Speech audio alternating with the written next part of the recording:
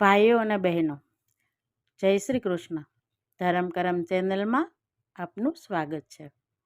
પિતૃપક્ષ ચાલે છે ત્યારે આપણે ધરેલું શ્રાદ્ધનું ભોજન છે એ કાગડો જમવા આવે છે, પણ કાગડો કાળો છે. તો એ કાગડો કાળો કેમ થયો એની આજે આપણે વાત કરીશું. તો બ્રહ્માજી એક વખત એવું વિચારે છે કે એક મારે એવો યજ્ઞ કરવો છે કે જેનાથી પિતૃલોકના પિતૃ, મૃત્યુલોકના માનવી બધાનું કલ્યાણ થાય. તો એ વિચારે છે કે હું જ્યાં યજ્ઞ કરું એ ભૂમિને મારે અમૃતથી પવિત્ર કરવી છે. પણ એ અમૃત કળશ છે એ વૈકુંઠમાં છે, તો એ લેવા કોણ જાય? ત્યારે એને ખબર છે કે વિષ્ણુ ભગવાન છે એ જ્યારે કોઈ પણ વ્યક્તિ પોતાના પિતૃના મોક્ષ માટે સપ્તાહ કરે છે, ભાગવત બેસાડે છે, ત્યારે એના પિતૃને પૂજાપાઠ કરી અને આમંત્રણ આપે છે કે તમારા મોક્ષાર્થે અમે ભાગવત સપ્તાહ બેસાડી છે અને તમે સાંભળવા આવજો. ત્યારે એના બધા પિતૃ છે એ ભાગવત સાંભળવા આવે છે. પણ એમાં એવી માન્યતા છે, ગરુડ પુરાણમાં, વિષ્ણુ પુરાણમાં, પદ્મ પુરાણમાં આ વાત છે કે જ્યારે પિતૃ પૃથ્વી ઉપર સપ્તાહ સાંભળવા આવે છે ત્યારે વિષ્ણુ ભગવાન છે એ બધાની પાછળ બેસી એક પિતૃના ખભે હાથ રાખી અને બધા દિવસ બેસે છે. અને જે વ્યક્તિએ આ કથા કરાવી હોય એના પિતૃ હોય એને બેસાડીને ખભે હાથ રાખ્યો હોવાથી એ બધાનું મોક્ષ થઈ જાય છે. પછી એ પિતૃ યોનિમાંથી પણ મુક્તિ પામે છે અને વિષ્ણુ લોકને પામે છે. આવી માન્યતા છે.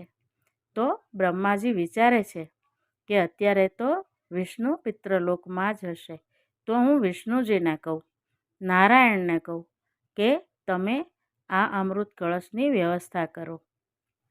બ્રહ્માજી વિષ્ણુનું સ્મરણ કરે છે. નારાયણ આવે છે, કહે બ્રહ્માજી કહો શું કામ છે? તો કહે છે વૈકુંઠમાં અમૃત કળશ છે એ મારે લાવવો છે, તો આ કામ કોને સોંપું? તમે તો પિતૃલોકમાં છો. તો કહે છે હા. તો એણે કહ્યું પિતૃલોકના સ્વામી, દેવતા, આર્યમા સ્વામી, એનું વાહન કાગડો છે. એ કાગડાને કહો, એ તમને લાવી દેશે. આમ કહી વિષ્ણુ ભગવાન પિતૃલોક પરત ફર્યા. બ્રહ્માજી છે એ આર્યમા સ્વામીને વિનંતી કરે છે કે મારે અમૃત કળશ લાવવો છે, એટલે તમે કાગને મોકલો. ત્યારે આર્યમા સ્વામી કહે છે હા ચોક્કસ, કેમ નહીં બ્રહ્માજી, લઈ જાઓ તમે. એટલે કાગડો આવે છે.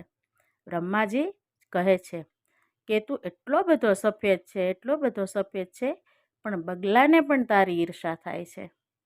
ત્યારે તને જોઈને ખરેખર આનંદ થાય છે, તું ખૂબ સુંદર લાગે છે. કાગડો કહે છે હા બ્રહ્માજી ધન્યવાદ, કહો શું કામ છે?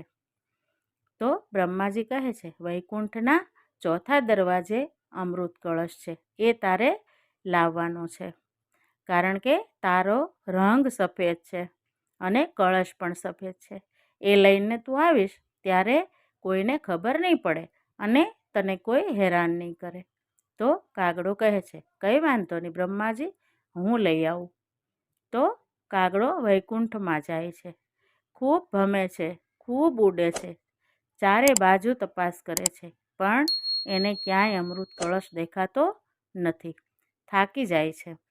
એ સિવાય પણ બધી જગ્યાએ પરિભ્રમણ કરે છે, છતાંય ક્યાંય મળતો નથી. તો એ મહાદેવ આગળ આવે છે, મૃત્યુલોકમાં આવે છે. મૃત્યુલોકમાં આવી શિવાલયમાં એકદમ પ્રાર્થના કરે છે મહાદેવની અને મહાદેવને પ્રસન્ન કરે છે. ત્યારે મહાદેવ કહે છે કે તારા શ્વેત રંગ સાથે આ કળશ ભળી જશે, એટલે તને બ્રહ્માજી આ કામ સોંપ્યું છે અને હવે એ તારી જવાબદારી છે, કારણ કે પિતૃલોક અને મૃત્યુલોકના માનવી અને પિતૃના કલ્યાણ માટે આ યજ્ઞ થવાનો છે. તો કાગડો કહે છે પણ હું થાકી ગયો પ્રભુ, મને ક્યાંય વૈકુંઠમાં કળશ મળ્યો નથી. તો મહાદેવ કહે છે જા ઉત્તરાખંડમાં દેવ શિખર નામે એક શિખર છે. એ શિખર ઉપર અમૃત કળશ રાખેલો છે અને શિવપુરાણમાં પણ આ શિખરનું વર્ણન આવે છે. તો કાગડો ત્યાં જાય છે. ત્યાં જઈ અને કળશમાં પોતાની ચાંચ ડૂબાડી દે છે. પછી કળશને ઢાંકી અને લઈ અને સીધો બ્રહ્માજી આગળ આવે છે અને બ્રહ્માજીને કહે છે, લ્યો હું અમૃત કળશ લઈ આવ્યો. બ્રહ્માજી કહે છે, ખૂબ સારું કામ કર્યું. જો ખરેખર તું એટલો બધો શ્વેત છે કે આ કળશ તારા પર છે તો ખબર નથી પડતી, એટલે તું એને સલામત રીતે અહીં લઈ આવ્યો અને એટલું પવિત્ર છે કે એને કોઈનાથી અડાય નહીં. ત્યારે કાગડાથી રહેવાતું નથી અને એ કહે છે, પણ બ્રહ્માજી, તમે તો આ છાંટી અને ધરતીને પવિત્ર કરવાના હતા ને, પણ એ અમૃત તો હું ચાખી ગયો છું, એમાં મેં મારી ચાંચ ડૂબાડી હતી. બ્રહ્માજીને ખૂબ ક્રોધ આવી જાય છે. અરે, આટલું કામ મેં તને સોંપ્યું અને જે કામ પવિત્ર છે એને તે અપવિત્ર કરી નાખ્યું. તારી વૃત્તિ આવી રીતે બગડી ગઈ, એટલે એનાથી રહેવાતું નથી. અને બ્રહ્માજી એને શ્રાપ આપે છે કે હું તને શ્રાપ આપું છું કે તારો આ શ્વેત રંગ છે ને એ કાળો થઈ જશે, આખું શરીર તારું કાળું થઈ જશે. અને ત્યાં અમૃત કળશને એંઠો કર્યો છે, એટલે તારે બધી જ જગ્યાએ એંઠું ખાવાનું મળશે તને. ક્યાંય પવિત્ર ભોજન તને ખાવાનું મન નહીં થાય અને બધી ગંદકી ખાવાનું મન થશે. આવી રીતે એને શ્રાપિત કરી અને મોકલી દે છે. કાગડો આર્યમા સ્વામી આગળ આવે છે અને કહે છે, મારાથી આવી ભૂલ થઈ અને બ્રહ્માજીએ મને શ્રાપિત કર્યો છે, પણ શ્રાપિત થયા પછી મને ખૂબ અફસોસ થયો છે. તો તમે આ શ્રાપ ઓછો થાય એવી વાત કરો બ્રહ્માજી આગળ અને મારા વતી માફી માગો. આર્યમા સ્વામીને ગુસ્સો આવી ગયો, પણ એને માફ કરે છે અને કહે છે, હા, હું બ્રહ્માજી સાથે વાત કરીશ. આર્યમા સ્વામી છે એ કાગડાને લઈ બ્રહ્માજી આગળ આવે છે અને બ્રહ્માજીને કહે છે કે આને માફ કરી દો તમે. ભલે એ કાળો થઈ ગયો એનો કંઈ વાંધો નથી, પણ બધા જ કાગડા એકલું એંઠું ખાય એવું નહીં ચાલે, તમે એને માફ કરી દો. તો બ્રહ્માજી એને કહે છે, શ્રાપિત તો એ થયો જ છે, પણ એમાં હું એને એક વરદાન આપું છું, થોડી મને માફી આપું છું.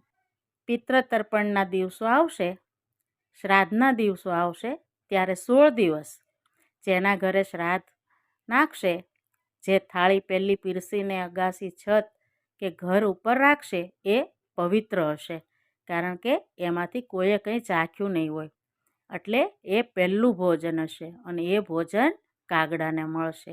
આમ 16 દિવસ એને ચોખ્ખું અને પવિત્ર ભોજન મળશે. પણ શ્રાપ અપાઈ ગયો છે એટલે 16 દિવસ પછી કાયમ કાગડાને જૂઠું ખાવાનું રહેશે, કારણ કે એણે મારું અમૃત કળશ એંઠો કર્યો છે. આમ બ્રહ્માજીએ કાગડાને વરદાન આપ્યું. એટલે શ્રાદ્ધ પક્ષમાં આપણે જ્યારે શ્રાદ્ધ નાખીએ અથવા આપણે થાળી ધરીએ ત્યારે એ કાગડા ખાવા આવે છે અને એ પવિત્ર ભોજન 16 દિવસ કાગડાને મળે છે. પછી કાગડો કાયમ જ તે બધી ગંદકી ગ્રહણ કરે છે. આમ કાગડો કાળો થયો, કારણ કે એને બ્રહ્માજીનો શ્રાપ હતો. આર્યમા સ્વામી કાગડાને લઈ અને પાછા પિતૃલોકમાં જાય છે અને કાગડો રાજી થયો કે મને થોડીક માફી મળી. તો લ્યો બહેનો અને ભાઈઓ, સફેદમાંથી કાગડો કાળો કેમ થયો એ વાત હું જાણતી હતી, એમ રજૂ કરી છે, તમે પણ સાંભળજો. અને હા, આપણી બધાની ધરમ કરમ ચેનલ લાઈક, શેર અને સબસ્ક્રાઈબ કરજો. જય શ્રી કૃષ્ણ.